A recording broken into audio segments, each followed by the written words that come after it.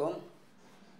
আমি আজকে কথা বলবো বাংলাদেশে প্রফেসর মোহাম্মদ ইউনূস যে উদ্দেশ্য নিয়ে বাংলাদেশের এই অন্তর্বর্তীকালীন সরকারের প্রধান হয়েছে সেই কাজটি সেগুলি করে ফেলেছে এবং প্রফেসর মোহাম্মদ ইউনূস সেই কাজটি করতে সক্ষম হয়েছে এবং নভেম্বরের 17 তারিখ আন্তর্জাতিক টার্মিনালে সাবেক প্রধানমন্ত্রী শেখ হাসিনার মৃত্যুদণ্ড রায় যেদিন হয়েছে 17 তারিখ, ওই দিনই প্রফেসর মোহাম্মদ ইউনূস ওই দিন মানুষের নজর রয়েছে এই রায়ের দিকে, আদালতের দিকে।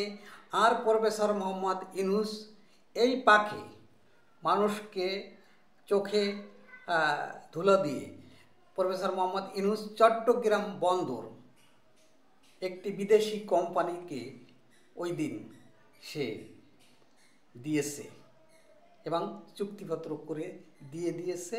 ওই 17 নভেম্বরই সাইন করেছে। এই সুযোগে মানুষের নজর রয়েছে রায়ের দিক, আর প্রফেসর মোহাম্মদ ইউনূস রয়েছে কিভাবে বন্দরটাকে নিরিবিলি দেওয়া যায়। সেই সুযোগটা প্রফেসর মোহাম্মদ ইউনূস কাজে লাগিয়েছে এবং প্রফেসর মোহাম্মদ ইউনূস যে আশা আকাঙ্ক্ষা নিয়ে বাংলাদেশে আসছে তার কয়েকটি কাজ সে সাকসেসফুল হয়েছে, আর এখন একটি কাজ বাকি আছে। সেটা হচ্ছে আমাদের যে সেন্ট মার্টিন আছে, এই সেন্ট মার্টিনকে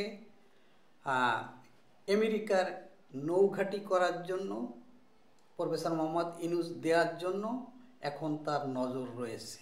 এই দিকে প্রফেসর মোহাম্মদ ইউনূস তার মন রয়েছে এবং সেই কাজটি সে করতে পারলে তার সর্বশেষ কাজ সব সাকসেসফুল হয়ে যায়।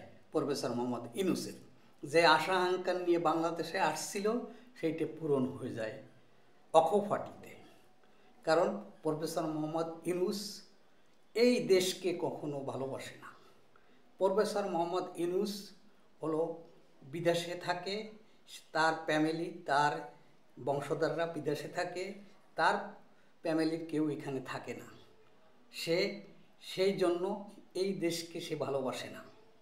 আর সে এই দেশের স্বাধীনতা যুদ্ধের সময়ও সে যুদ্ধে অংশগ্রহণ করিল না প্রফেসর মোহাম্মদ ইউনূস।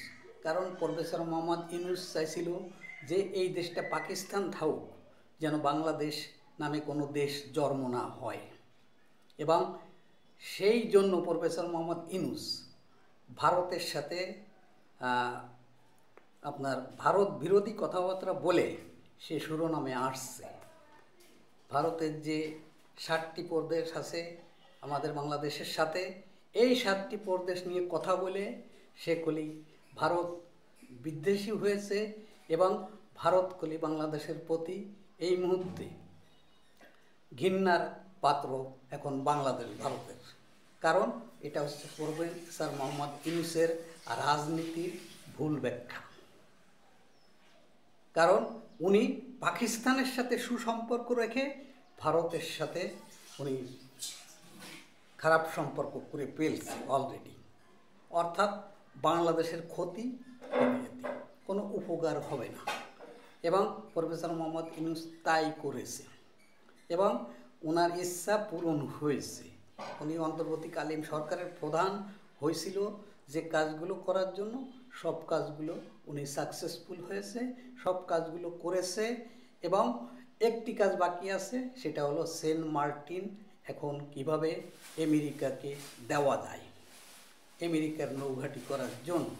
কারণ আমেরিকা এখানে নৌঘাঁটি করলে উনি আমেরিকা চীনের পরে, ভারতের পরে নজরদারি করতে পারবে এবং এই সত্ত্বে প্রফেসর মোহাম্মদ ইউনূস বাংলাদেশে আসছে এবং এই কাজটি করতে পারলে প্রফেসর মোহাম্মদ ইউনূস বাংলাদেশ ছেড়ে চলে যাবে আবারই ফ্রান্সে। এবং আপনারা ভালো থাকেন। আসসালামু আলাইকুম, খুদা হাফেজ।